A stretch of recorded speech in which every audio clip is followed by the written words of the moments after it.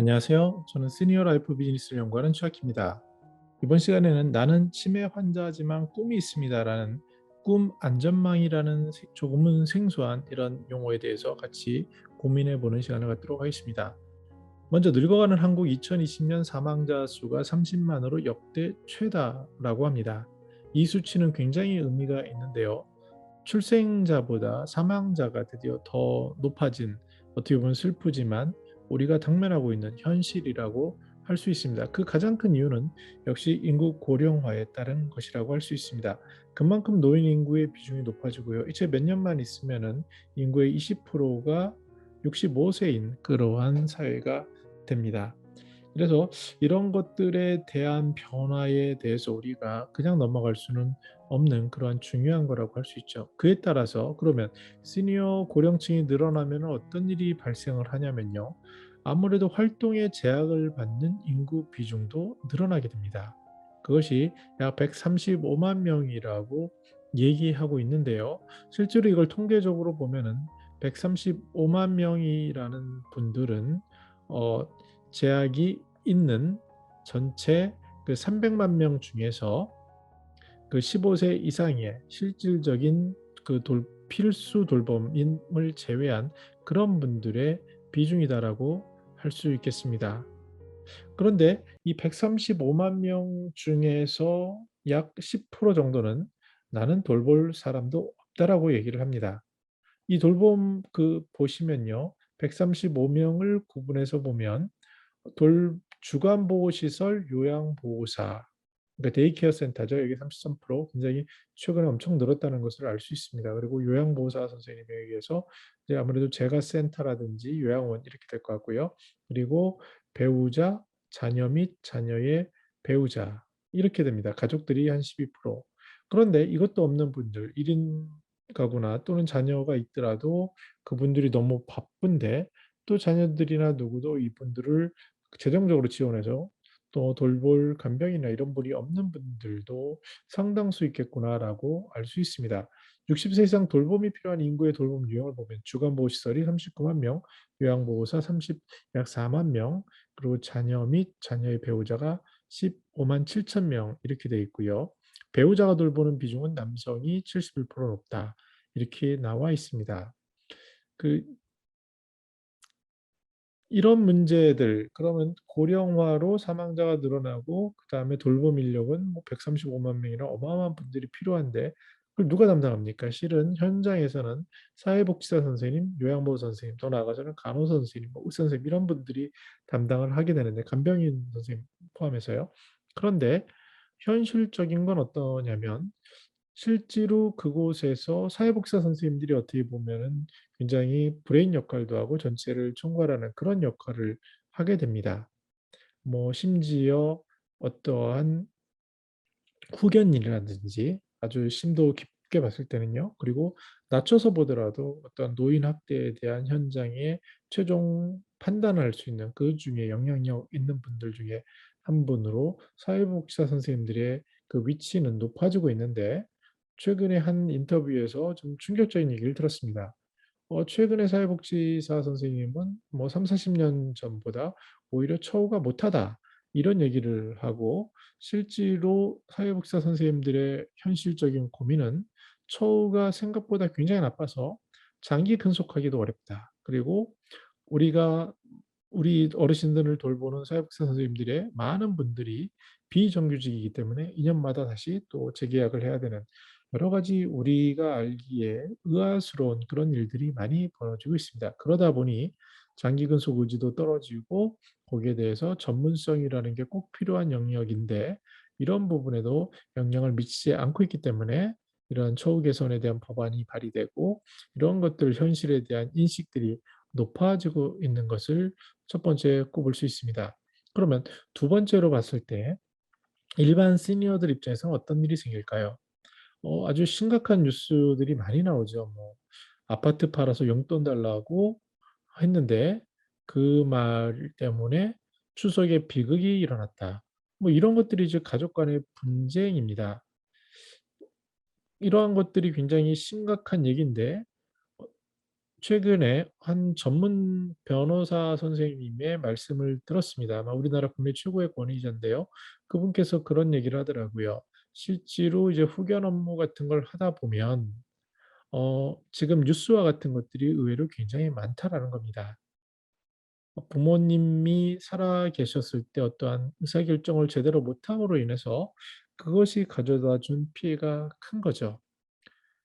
우리나라에 웰다잉 문화운동이라는 그 비영리 단체가 있습니다. 이게 공동대표로 계시는 전 의원이신 원혜영 대표님이 그 동아일보의 기사에서 나온 내용인데요. 품격 있는 죽음 그리고 유언장 쓰기 확산되길이라는 내용입니다. 그 내용이 굉장히 깔끔하고 정리가 잘 돼 있는데 먼저 웰다잉이라는 게 뭐냐라는 질문에 대해서 살아온 날을 아름답게 마무리하는 건데 자신이 결정할 게 많다라고 합니다. 현대 사회에서는 막 허둥대면서 휩쓸려 가는 것이 많다라는 말씀을 하시고 나아가서 사전 연명을 할 거냐 안 할 거냐에 대한 작성 그리고 장기 기증에 대한 서약, 간소한 장례식, 유언장 작성, 유산 기부 등 굉장히 많은 그 해야 할 웰다잉 영역이 있는데 그중에 유언장 쓰기와 같은 것들은 미리 작게 연습을 하고 하면 어떨까?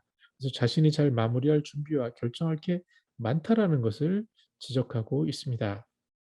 또 다른 뉴스에서는 나는 치매 환자지만 꿈이 있습니다. 라는 그런 기사인데요. 치매 환자 중에 65세 이전의 그 젊으신 분들에 대한 치매를 초록이 치매 환자라고 합니다. 근데 이분들의 경우에 어떤 걸 하고 싶으세요? 하면은 특별한 여행 이런 것을 얘기하실 줄 알았는데 이렇게 얘기했다고 합니다. 아직 준비가 덜 돼서 말하기는 좀 그렇지만 태양광 쪽으로 공부를 해보고 싶어요. 그쪽 설비도 궁금하고 새로운 영역인데 알고 싶더라고요. 공부를 해서 그쪽 일을 하고 싶어요. 우리들은요, 어떤 노인이라고 하면은 그 전에 그 경력은 다 사라지고 그냥 시간을 허비할 수 있는 그런 존재로 이해하는 경우가 있습니다. 장애인이라고 하면은 그 전에 건강했던 시절이 있을 거라는 생각을 하지 않는데 많은 분들은 후천성 장애인이 많습니다.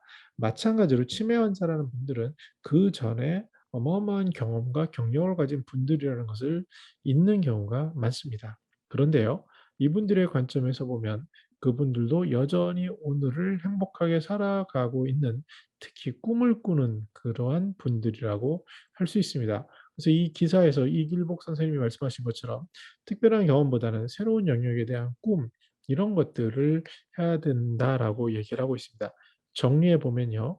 사망 인구가 더 늘어난 지금 시대에 우리는 세 가지를 준비해야 될 것 같습니다. 하나는 돌봄을 갖출 그 필요한 인력들, 그중에 가장 뭐 전체를 총괄하는 분들이 아마 사회복지사 선생님들일 텐데 이분들에 대한 전문성을 높일 수 있는 일들이 무엇인지를 바라보고 그분들이 전문성을 높일 수 있는 기반을 갖출 수 있는 준비를 해드리는 게 필요해 보입니다. 지난주에 저도 이런 전문가 분들과 여러 가지 좌담회나 인터뷰를 하면서 느꼈는데 정말 중요한 일이고 정말 훌륭하신 분들인데 이분들이 현실에서 전문성에 대한 욕구도 큰데 업무가 너무 많다 보니까 그리고 여건이 그렇지 않다 보니까 이것들에 대해서 어떠한 그 슬퍼하는 현실을 뼈저리게 느끼는 것을 보았습니다. 그래서 이러한 부분에 대해서 우리가 더 관심을 갖는 것이 필요하고요. 바로 눈앞에 있는 사회복지사 선생님, 눈앞에 있는 우리들의 노후를 책임질 분들에 대해서 조금 더 따스한 애정과 또 격려의 눈빛 그리고 격려의 행동이 필요해 보입니다. 시니어 본인들은요, 자기 결정권이 중요한데요. 본인이 살아생전에 웰다잉을 준비하지 않았을 때 생기는 비일비재한 많은 그러한 문제점들은 결국은 자녀들에게 독이 됩니다. 그래서 뭐 단돈 1,000만 원, 100만 원이라도 남기고 왔을 때 그것을 가지고 제대로 정리가 안 돼서 생기는 그 분쟁이라든지 이런 것들을 누구나 바라진 않을 것 같습니다. 중요한 것은 우리의 삶이 자기 스스로 결정할 수 있을 때 결정해야 한다라는 웰다잉 문화운동의 그런 메시지 같은 것들을 곱씹어 뽑을 필요가 있어 보입니다. 끝으로 치매 환자를 할지라도 현재 꿈에 대한 안전망이 필요해 보입니다. 앞에서 치매 환자가 예전에는 어떤 격리하고 억제하는 것이 방향이었다면 거기서 조금 더 나가서 잔존 능력을 보존하는 게 목적이었다면 외국처럼 최근에 우리나라에서 여러 가지 시도되고 있는 치매 마을처럼 실제로 치매인들이 현실처럼 살아가게 하는 것, 여기서 조금 더 나아가서 치매 환자들이 새로운 생산성을 만들어내는 치매팜 같은 걸 만드는 것, 여기서 더 나아가서 이 치매 환자들이 이전에 가졌던 꿈, 하던 일들을 더 개선할 수 있는, 마치 그 인터뷰에 이 선생님의 태양광 전문가가 되고 싶다는 것처럼 이런 것들을 지지하고 응원해 주는 것이 필요해 보입니다. 그 사이에 치매에 대한 치료제도 개발이 될 거고요. 우리가 지금까지 봤던 코로나에서 봤던 그 진화에 보이는 것들도 종착역을 보이는 것처럼 우리는 지금을 살아가는 분들이 그 상황을 봤을 때는 어려 보이지만 그런 노인이라든지 아니면은 그런 분들이 여전히 더 생산적이고 가치 있고 의미 있게 살아갈 수 있는 방법들에 대해서 다각도로 고민하는 것이 필요한 것을 느끼게 하는 그러한 내용들을 다뤄보았습니다. 네, 저는 더 나은 시니어 삶 공동체를 연구합니다. 감사합니다.